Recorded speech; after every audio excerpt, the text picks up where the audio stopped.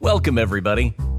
It's time once again for the next chapter with Charlie Hedges, as he explores turning the page on his life and yours.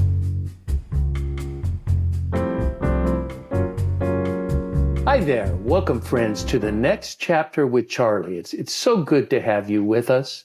My very special guest today is Ash Perrow, an Australian coach, musician, and near-death experience survivor. He is, now catch this, he's an explorer of consciousness and an expert on living a nurturing life. A nourishing life, and I probably nurturing as well. But Ash has coached hundreds of clients to lead fulfilling, creative, loving, and purposeful lives. With that, let's let the show begin. Ash Perrow, welcome to the next chapter with Charlie. Thank you so much, Charlie. It's an absolute honor to be here with you. Oh, thank you. That's kind of you to say that. You know, I'll see if you say that at the end of the show. Well, I have no doubt. We're going to have a wonderful conversation. That's wonderful. Look, Ash, I'm both fascinated and impressed by the soul-searching journey you are on these days. Not only have you invested a boatload of effort in developing yourself, but you've also created ways to help other people as well. Now, the journey you traverse today is more of a recent one, sort of recent in that it began around 2016. And at that time, you experienced a life-altering event that shaped your understanding of the power of healing, self-trust, and resilience. I'm interested. Tell me how this journey began with you. So in 2016, I went into hospital for a back operation. And during the surgery, the surgeons tore a vein and they weren't aware that a vein had torn. And so the vein was actually lower down in my groin where I couldn't see. And the next morning, I was in my hospital bed and the physio came in and said, we're going to get you up for rehab. And so sit on the edge of the bed. I'd been in a lot of pain that night. And I sat on the edge of the bed and I looked down at my leg and my thigh was about twice the size of what it normally was. Goodness. Yeah. And the physio says, oh, don't worry, you'll be fine. Just hop up. And I said to him, my leg's not normally like that. He's like, you'll be fine. And so I stood up and then straight away I collapsed back on the bed. I wasn't able to breathe. He pressed the red emergency button next to the bed. The siren went off. I could hear the siren going off. The emergency team ran in. And then they started putting the oxygen mask on me. And I was thinking, I'll be okay. I'll be okay. Sure. And then I could hear them speaking about me. And it was one of those experiences where there was such a depth of awareness. I was very aware of what was happening. And in reflection, it was like, I went into like this observer mode. You know, I was able to see what was happening, but there wasn't like this is happening to me. And so they're saying he's not breathing and we can't attach the ECG monitors because he's bathed in cold sweat. And I could feel like this cold sweat all over my body. And eventually they got the ECG monitors on and they said he hasn't got a pulse, he's not breathing. And so still I'm thinking, I'll be okay. And then I hear them say... And you're seeing this as an observer. You're not really feeling it yourself. This is like you're watching it from the outside. I'm still in it, but there was a detachment. There was a detachment. So I wasn't experiencing lots of pain. I was but hyper aware of where everybody was in the room, what they were saying. And once they said his blood pressure is 52 on 36. And I thought, oh, this is serious, right? You know, even though they're attaching ECG monitors and oxygen masks, I'm still not going, oh, this is serious. It was only when I heard the blood pressure, I was like, oh, okay, this is serious. And then it kept going and they started saying, stay with us, Ash, keep your eyes open. And I couldn't. I was starting to fade. And I thought to myself, oh, I'm dying. This is dying. And then I had this thought and this immense sadness. I thought, no one I love is in the room. I'm dying and no one I love is here. And I just felt this immense, immense sadness. And then a last piece, just before I blacked out, I saw the physio, who's very young, straight out of college, standing in the corner of the hospital room. And he was just so pale, and I thought, oh, you poor guy, you think you've killed me. And then I blacked out. And so instead of just blacking out like you do when you fainted, my experience was everything went to black, but I became ripples. And I became these ripples just going out infinitely. And there was no separation. I was aware, I could think. And so that's, that's how I would describe conscious awareness, is that, without the body, we are consciousness. There's something that I experienced without my body. And I was the ripples were me at the same time. There was no separation there. And so we just... Oh, cool. Yeah, a phenomenal experience. I mean, that's fascinating. Yeah. Go ahead. Yeah, phenomenal experience. Troubling on many levels, like the recovery and the physical recovery and things like that later on. But I just kept going out and out and out. And I was so surprised that I was me. There was this sense of, oh, I'm me. I thought when I die, I would become an enlightened Buddha or something, but I was me. And so there was... you were thinking you had died. Yeah. I knew this was death. I knew this was my experience of death. And I just thought, oh, I'm me. Oh. And I had no physical pain at all. And there was no emotional pain. The sadness had passed. It was just like as I was in the process of going to the other side that I had that emotional pain, and then there was none on the other side. But what I did have was a longing to stay. And I started to say, I want to stay. And the ripples were still going out and out and out. And then I said, well, I want to stay for my partner. And the ripples were going out and out. And I was still thinking, I'm dying. This is dying. Okay. And then I said, I want to stay for the kids. And so we had a blended family, and I want to stay for the kids. And I was still going out and out and out. And then I felt this warmth, and I said, I want to stay for the work that I do and walk the planet from my heart. And the instant that expression was made real or obvious to me, straight back into my body, opened my eyes. I heard them say, we've got a pulse, he's breathing, his eyes are open, and a level 11 physical pain, extraordinary physical pain. So I started moaning, started screaming because the pain was so severe, because I'd lost so much blood and it was pressing on my organs. But at the same time, so grateful to be back in the room, so grateful to be alive.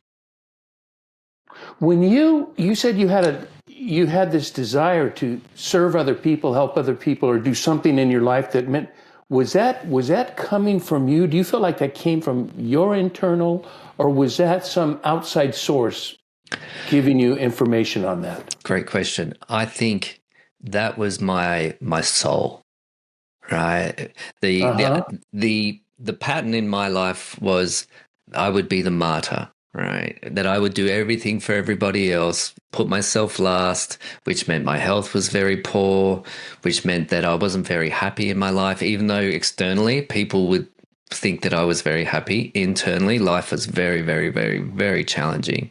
So I'd had PTSD and severe depression and adrenal fatigue.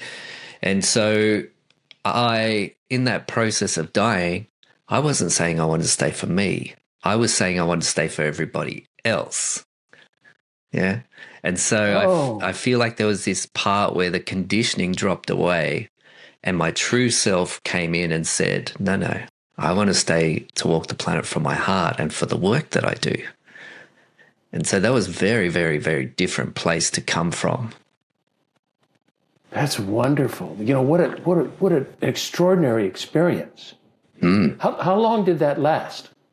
I have no idea. I haven't asked. When I talked to the surgeon and I said, I almost died. And he said, oh, no, we knew you were going to be okay. You gave us a bit of a fright, but we knew you were going to be okay. And I also spoke to a friend of mine who's worked in emergency for over 20 years, and he said, you went just as close as you could possibly go. He said, he was like, I'm so happy you're still here because you could not have gone any closer.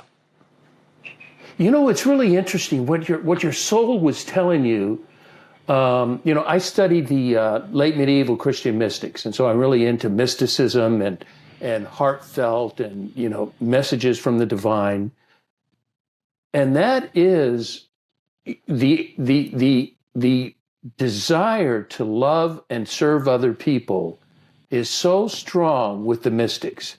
It's, people think the mystics are just about, contemplation and, gazing at their navel and divining the divine.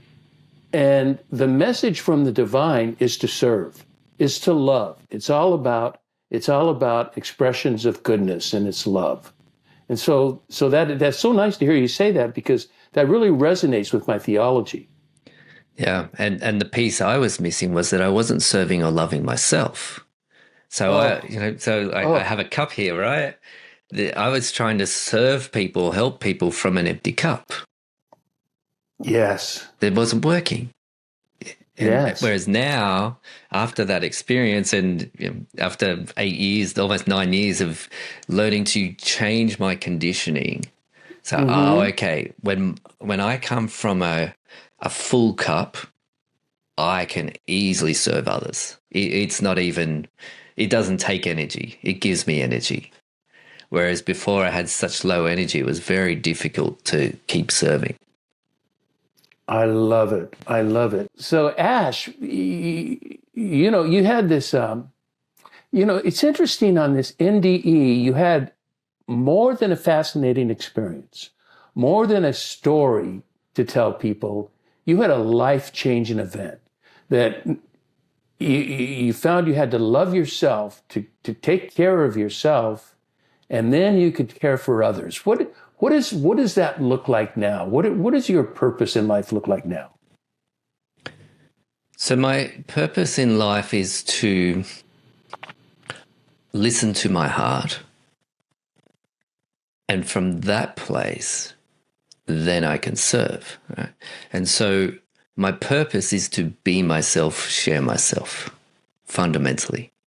And it's a bit abstract, but that was, as I was said that I want to stay for the work that I do and walk the planet from my heart, there was a bit of a download that happened, like a few images.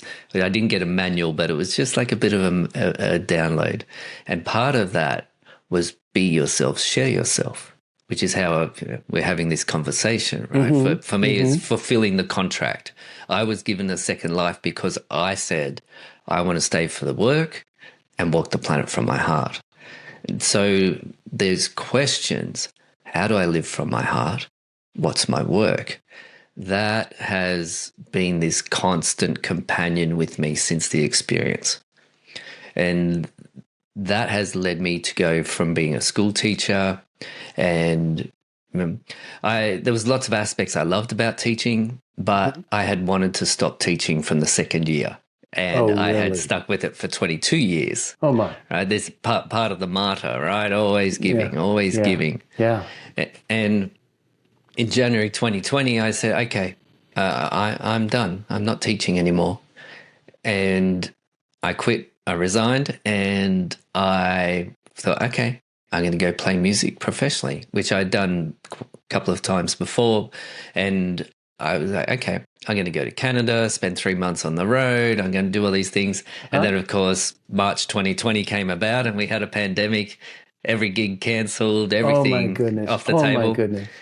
And I just had this conviction, I'm not going back to being a school teacher.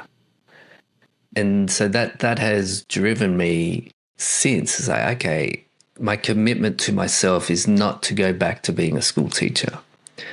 And then what happened was I would just have, I've always helped people. There's always been people come to me and ask about or share what's happening in their life. I wasn't comfortable giving advice. I don't like advice giving. And then the opportunity came up to do a coaching course, and I thought, oh, you ask questions. Oh, that sounds interesting. Yeah. Oh, you don't have to have all the answers. You just help them find the answers that are already within them. Okay. So I did the course, and that was just so I wasn't giving my friends advice. And then something unexpected happened where I had a coach to help me get started in my coaching business. And he said, I want you to put a video of your near-death experience on your website. You telling the story. It doesn't have to be fancy. Just say it to the camera. I was so resistant. Like, oh, I don't want to do that. Yeah. And I was afraid of people judging me. Sure. Yeah. And it wasn't something that I had shared much about publicly. And I thought, okay, well, people are going to think I'm crazy. People are going to judge me, stay away from me. Mm-hmm. So I recorded the video. The only way I could get it on my website was to embed it from YouTube, which I didn't know at the time. So I recorded it after a few weeks of resistance and the coach coaching me through that. And I put it up on YouTube, and it just started just going crazy. There's people messaging me. I ended up getting clients, and then I got asked to be on podcasts, and then I got more clients from being on the podcast. So in the blink of an eye, I had a coaching business. And it was all just from sharing my story, which I was so resistant to doing. Oh, what a beautiful story. You know, I was thinking when you told me about coaching and coaching having to do with asking questions. You know what I did? I was, for a living, I was an executive coach before I retired. And my last, 5 or more years, I was an executive coach to 5 different CEOs of very large companies, like billion-dollar companies. And I am not an advice giving either. I think, who am I to give advice? But you know what I do? I'm a curious man. I'm a very curious man. So what I changed my title with these CEOs, and instead of executive coach, I called myself partner in thought. And I think, isn't that more of a role of a coach? Don't you like that, to be a partner in thought? Yeah, I love that, Charlie. What a magnetic description. Just beautiful. Yeah, thank you. You know, let me tell you, I thought, well, I have a handful of questions that I can't wait to discuss, and ranging from focus on the heart and healing to authenticity and dealing with your loud inner critic. But I also thought it might be fun to see where your heart is today.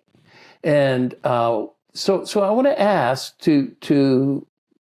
for the next phase of our session together, what message do you feel in your heart is most essential for our listeners today? The phrase that came straight to mind is trust yourself. There's so much time that we spend doubting ourselves. And that coming from that place of inner trust, that when we trust ourselves, we connect to our inner strength. When we connect to our inner strength, we're more likely to trust ourselves again. And it's like this little part of us is testing out in the world all the time. Can I trust myself? Can I trust myself?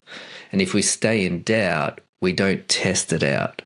And so we can evolve much, much faster. We can create what we want much, much, much faster if we can connect to the inner trust and not be in doubt.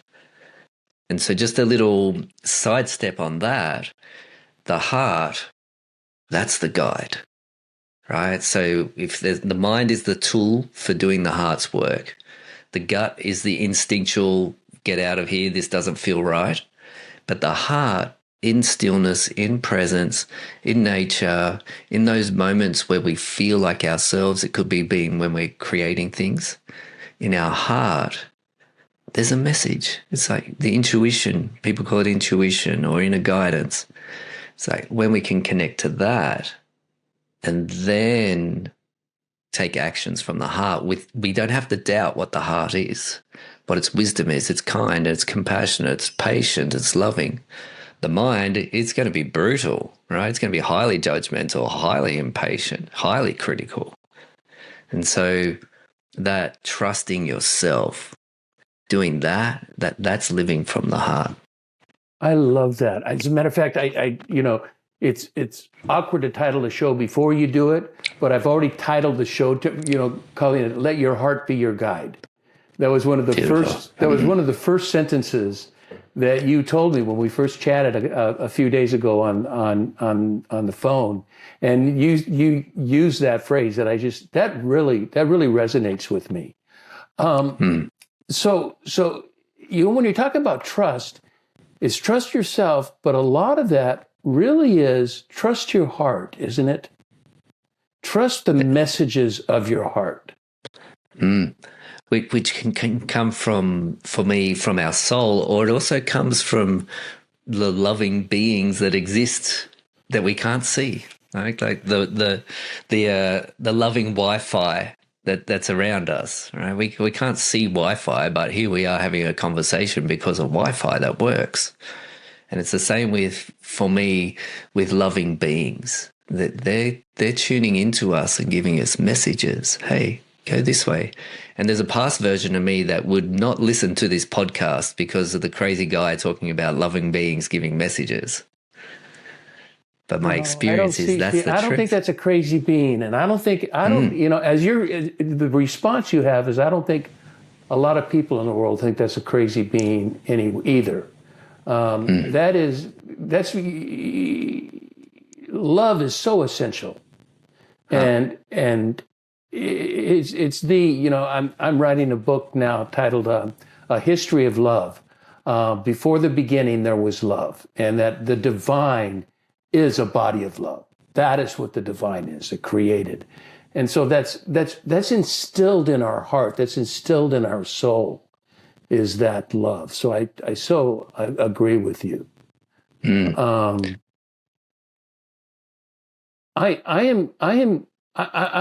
to go to one of my questions now that I really, you kind of explained it when you talked about your NDE, but you wrote that you are an explorer of consciousness and an expert on living a nourishing life.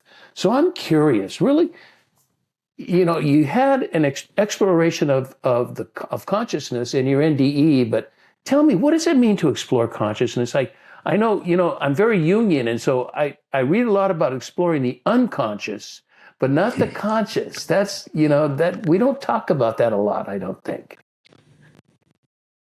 So in this conversation, I'll put it as a question, if that's okay. Please. In this conversation, it's like, have you experienced moments of deep presence? Deep presence? Yeah. Of us together, of this reality of what we are doing together? Oh, yeah. Absolutely. I feel a connection between you and I that's very strong.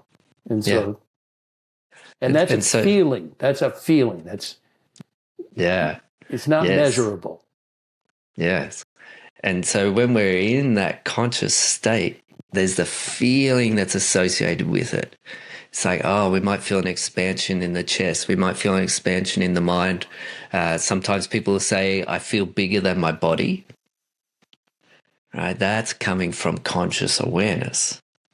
The mind, it can be like this tight pinpoint in between our eyebrows, right? Uh-huh. If I'm worrying in life, that's tight.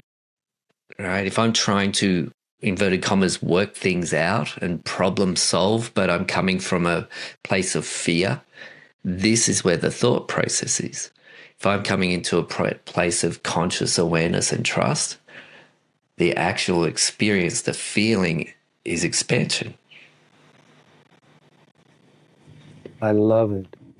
And you know what else I really love that came from your NDE, and I think I experience it in life. It's just something, it is sort of a detachment from life, is where at moments when I'm contemplating, it's almost like an out-of-body experience where I am observing me in action.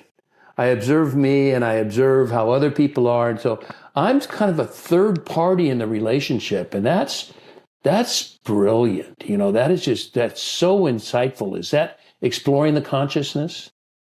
Absolutely. And I think another way that can be described is knowing the inner warrior, right? Because when we've become so comfortable with discomfort, right? So when we've gone through deep challenges and had things happening in our life, we experience the inner warrior. Oh, I didn't think I could get through that.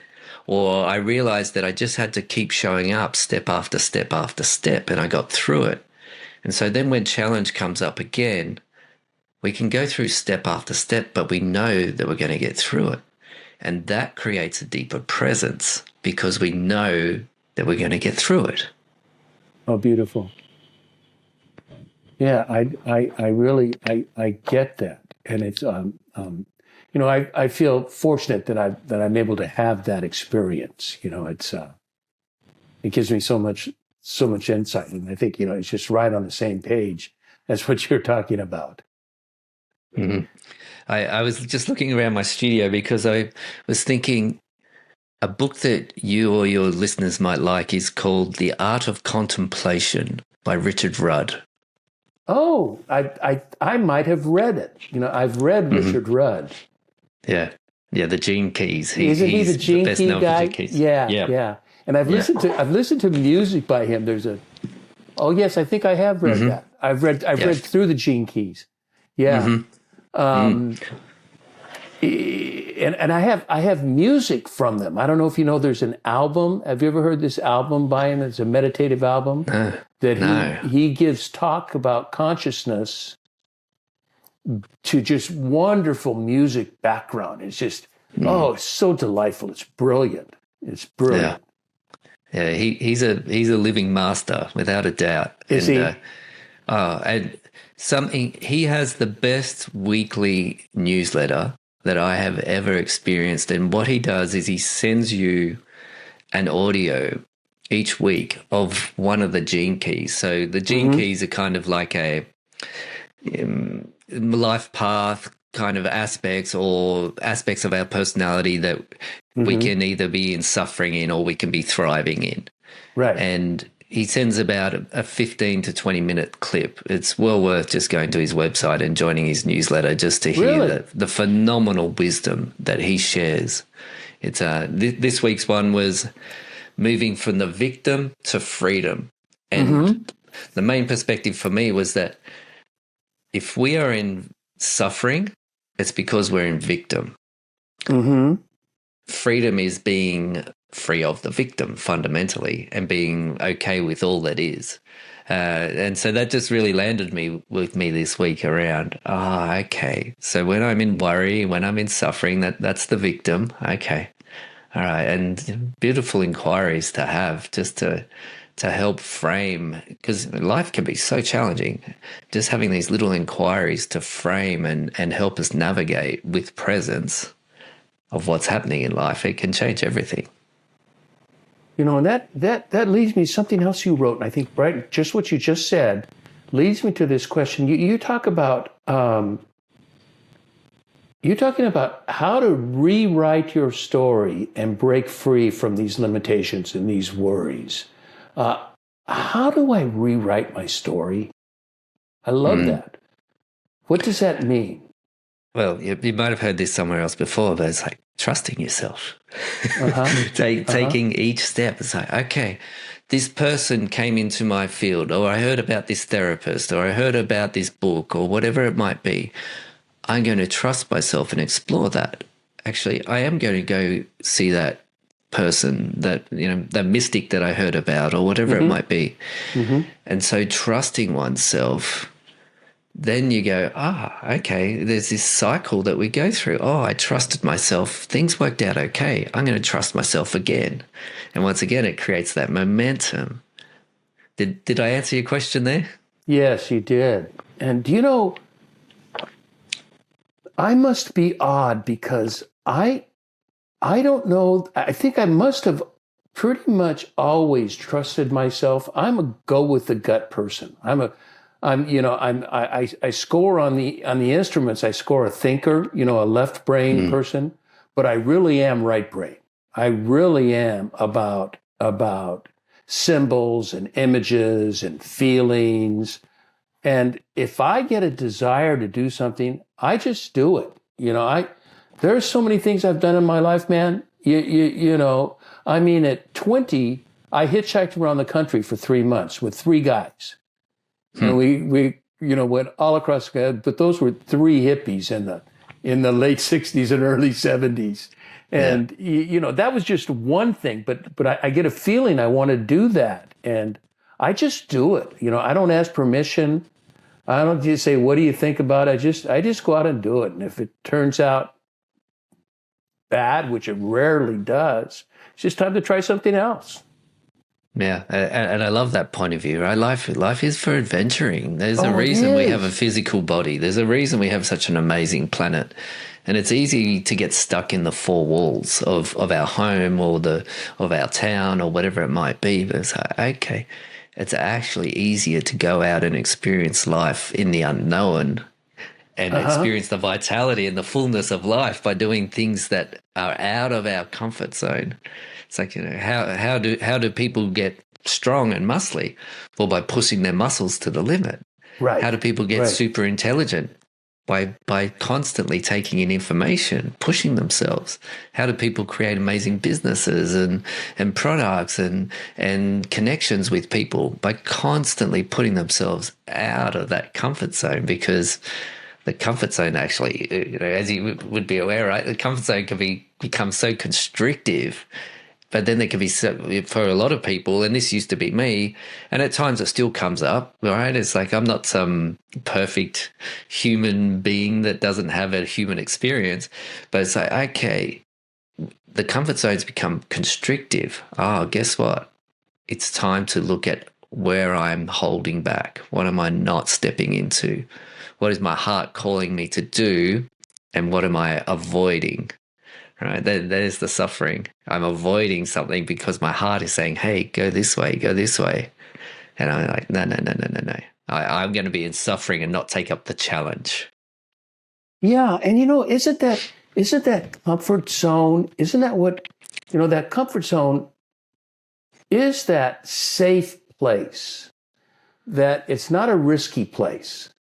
And it's that safe place that I don't have to be fearful of people's opinions, of failing. If I stay in my comfort zone, I know it's about control, isn't it? It's about Mm, control. And at some point, we have to give up control. We have to give up the desire to control. yeah, yeah. And what if we were able to be comfortable in any situation? Certainly a goal. Look, Yeah. we had a little trouble, as the listeners know, in the beginning of the podcast with some internet issues, and so I think, I'm looking at my timing. I think it's time for a break. So let's take a break, and we'll be back in less than a minute.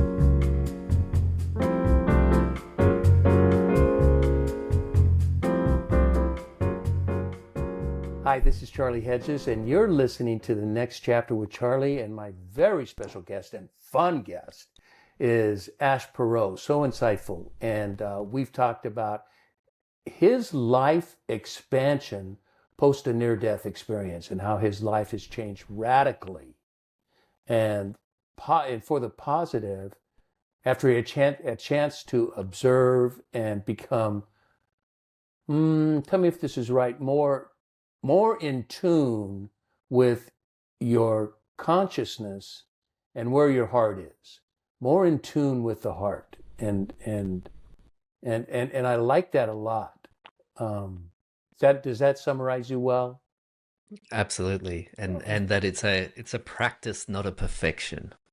Right. Oh, the whole perfect thing, I that drives me nuts. That just, you know, yeah, I love in Genesis, in the Bible, when God does creation and God does each day, God doesn't see that it was perfect. God sees that it was good, and good is good. It needs no greater word. There's no greater word than good. And so, we don't need to be perfect. We just need to be good to the degree that we can. Mm. And if we keep showing up, it becomes like a level of perfection that people can't comprehend. Yeah, it does. It does. Well, without Mm. being perfect. That's right, because the what's his name? You might know. It's a French philosopher from the maybe the 18th century. trilliard circles or something like that.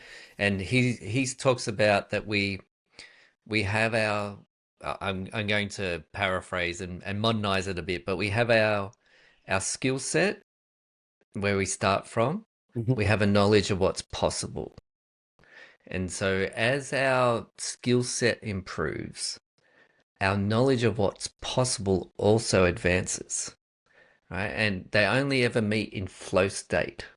Mm. So when they're together, we're not. And what happens is in the gap between our current skill set and what we think is possible, in the gap, there can be two things. There can be doubt and imposter syndrome or Right. perfectionism, right? Or we can actually use that to inspire ourselves. So most people will talk about comparison being a bad thing. You shouldn't compare. But what Okay. if you can use comparison as inspiration? Yeah, so here I am. Oh, this person inspires me rather than going, oh, I wish I was as good as them. So, okay, how can the gap inspire me? Right.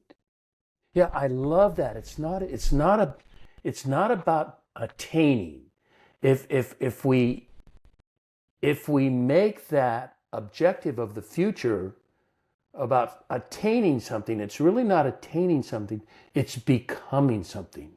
It's becoming part of a new reality, of a greater reality, of a grander, more fun, more glorious reality. Yeah, and I love the word fun, right? It can be fun. It can be light. My history was things had to be so serious. Everything was life or death. Everything.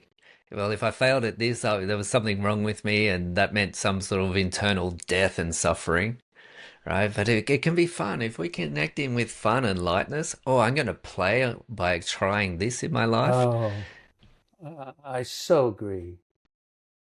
I like life is a playground, is it not? It's a Yeah, serious playground, absolutely. but it is a playground if we do Well, that. we get it wrong. What's the worst that can happen? We die. And guess what? That's going to happen anyway. And even when it does happen, we still exist somehow. I agree. Yeah. That's a whole different subject, talking about death, talking about, no, I mean, not a near death experience, but a real death experience. And, now that I'm 75, I was at a monastery, just returned from a monastery today. And I talked to my spiritual director, and we were talking about death. And, and he talked about, I was saying, what takes up my time in my next 10 years?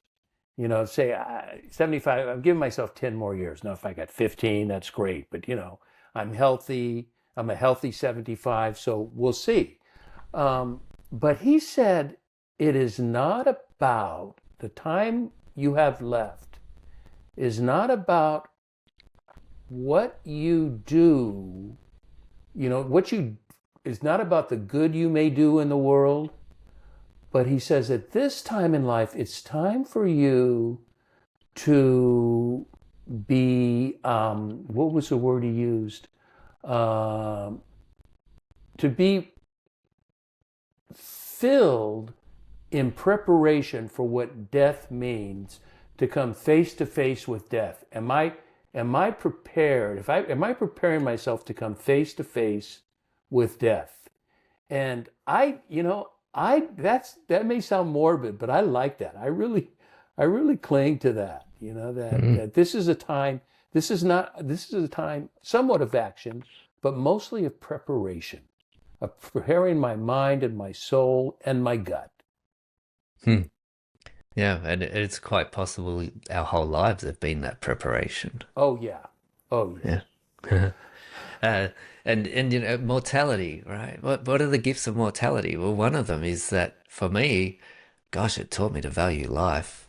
Every time a friend of mine passes away, I print a photo out of them, and Uh-huh. I write on the back of the photo the gifts that they taught me. Like, Oh, that's beautiful. so a Really. friend of mine, Jed, passed away 2 years ago, and his enthusiasm for life and his belief in other people, it was inspirational. So I just write that, and I have them here in my studio, and occasionally I'll take out all the photos and I'll leaf through the people, and I'm like, thank you, Liz, for teaching me how to love. Thank you, Jed, for teaching me enthusiasm.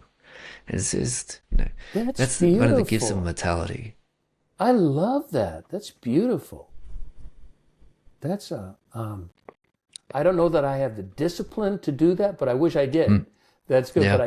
I do like learning from other people and inspiration. I mean, two words that run my life are influence and inspiration. If Mm, if mm. I can bring those to the table, then I can die a happy guy.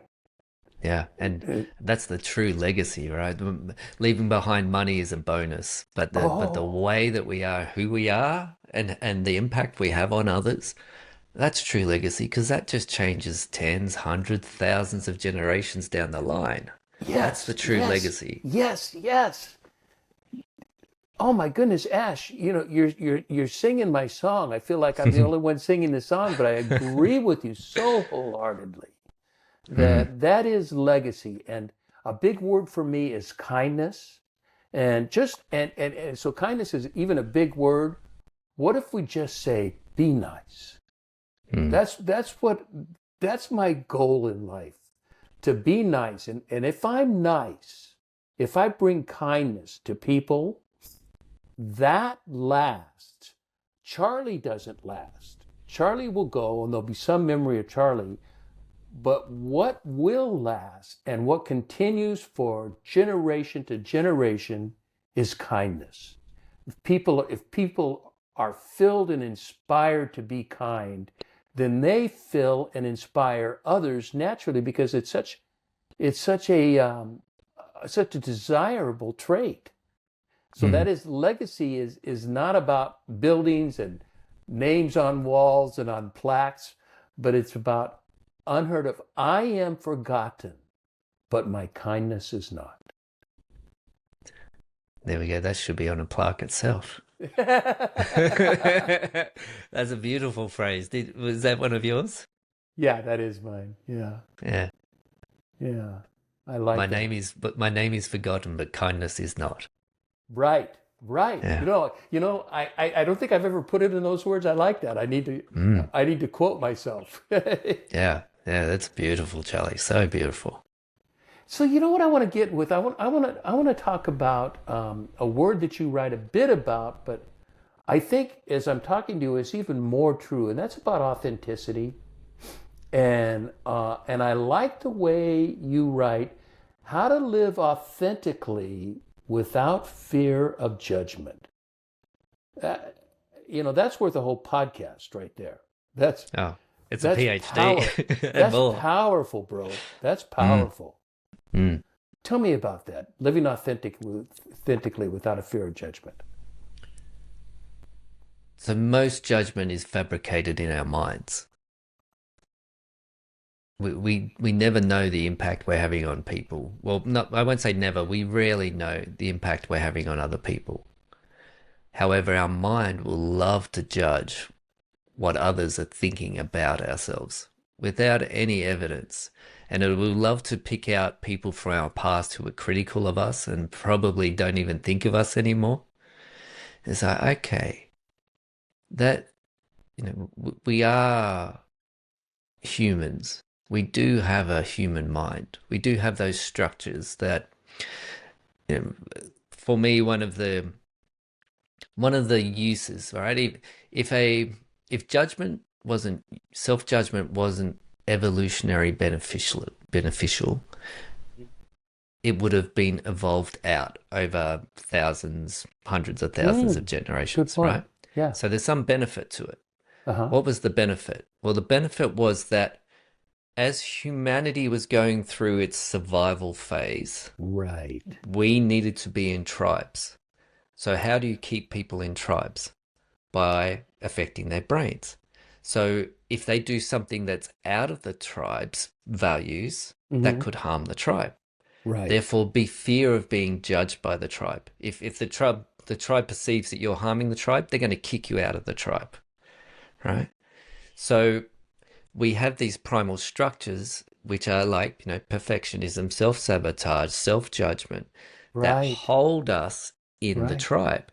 And so that's why it can be so fearful for people to go out of their comfort zone, because part of this primal brain is going, no, no, you can't change your role in the tribe. Right. Because if Right. you change your role, the tribe will die out. And guess what? If the tribe dies out, all of humanity will die out because there's so few humans. We need to get this really right so that humanity will survive. And so we still have that ancient part of our brain that, even though we're in a thrival age where we have so many resources and the ability to change identities so quickly, we still have that primal part of our brain that's holding us in the ancient tribes. I I have never heard. I have thought about judgment is fabricated, but not to the degree you're talking about. And judgment, the issues around judgment, the drivers of judgment, are fabricated. They're not real. They were necessary, but also it is good. You can see why it lasted because it kept society together. However, we're now in a whole different sort of social mix. We're in a whole different, especially in America, and in Australia, we have an opportunity. We have an opportunity to step out of the cultural norms. As a matter of fact, I've become my inner rebel. I rebel against social norms. You know, I, Mm. and there wasn't that many rebels back in the reptilian days because Yeah. you couldn't be, but that is all turned around. I think that's beautiful to live. So what does it mean to live authentically? Once again, trusting yourself and trusting your true Mm-hmm. nature. And Mm-hmm. so in the near death experience, I have experienced my true essence of who I was. There was something there where everything else had fallen away and there was me. There's nothing else like that in the universe. That was my experience. And it's the same with you, and it's the same with the listener. Is that's unique. And the more that we can just embrace that, oh, guess what? I am the gift, Mm-hmm. the more beneficial that is for others. Oh, that is beautiful. Let's Okay. just talk about inner critic. Yeah. Hmm. So our inner critic is here to protect us, right? And most people, when it comes to inner critic work, they say ignore it, overcome it. Whereas my perspective is no, no, no, no, no, no, no, no, no. It is here to protect us. It has value at times. If I Right. just disregard the inner critic all the time, I can actually put let's say, my family in danger. I can actually put my life or my future well-being and resources that could be at threat. So the thing about the one of the ways our brain works, if I keep ignoring something, it goes into the subconscious. It goes where it's hard to find it. Yeah. And from there, it's Right. whispering. So, for example, Yeah. yeah, let's say, okay, there's a podcast. I want to release a podcast, and there's a voice saying, well, your podcast, nobody's going to listen, right? If I connect in with that voice and go, oh, you're saying no one's going to listen. Huh. Why are you doing that? And there's a great therapeutic model called internal family systems, which is becoming more and more Mm-hmm. popular. It's phenomenal work. Mm-hmm. And Mm-hmm. and that's basically, we have, instead of one mind, we have many minds, and they're all trying to have their voice and opinion around how we should operate in the world. And so one of them could be saying, no, no, no one's going to listen. If I connect and go, oh, okay, no one's going to listen. Why are you telling me that? Well, because I don't want you to fail. Ah, okay. So then I'm starting a dialogue with the inner critic. Oh, you don't want me to fail. Yes, you tried doing something like that in the past before and you failed. Ah, okay. But I'm much more resourced now. You are. Okay. Well, thank you, inner critic. I appreciate you trying to protect me, but I'm going to do this anyway, and I'd like your help. Right? And so it's opening up a dialogue with that aspect of us. And so from there, let's work together, right? Like you talked about before with working with the CEOs, right? It was a collaboration. So it's a Right. collaboration with the inner critic, not ignoring it, because then it's just going to be in the background whispering all the time and impacting the behaviors that you want to be doing. That's brilliant. That I think you're so right on when you're talking about a dialogue with things that are negative, like inner critic. And what we fail to do, we're creating methodologies for bypassing it or dealing with it, or moving it along. But you're suggesting something very different. You're suggesting become familiar with it. What good is it bringing? How is it trying to serve you? And if you understand how it's trying to serve you, then you can come into a loving relationship with the inner critic, and that impacts the way you're viewing these messages to you. Mm. Yeah, and from that place, you can choose. You can choose to listen to your inner critic, or you can choose to do it your way. Whatever one you decide is the most beneficial. Great. I love that. I think that's so strong. Ash Perot, if I lived in Australia, we'd be friends. Yeah, we already are friends. I really feel that, Thank Charlie. you, I really thank do. you. I've really just loved our conversation so much, and can just feel we could talk for hours. I just have no We doubt. could. Yeah. Yeah. Yeah, it's so good. So thank you for spending time with me today. And I'm so pleased that I got to know you and that our listeners, hopefully this all turns out, and that our listeners can enjoy Ash Perot. Thank you so much. Thank you, Charlie. What an honor to spend time with you and your listeners. Thank you. Thanks, man. Okay, I want to thank everybody for tuning in to the next chapter with Charlie. And until next, this is Charlie Hedges signing off. Bye for now.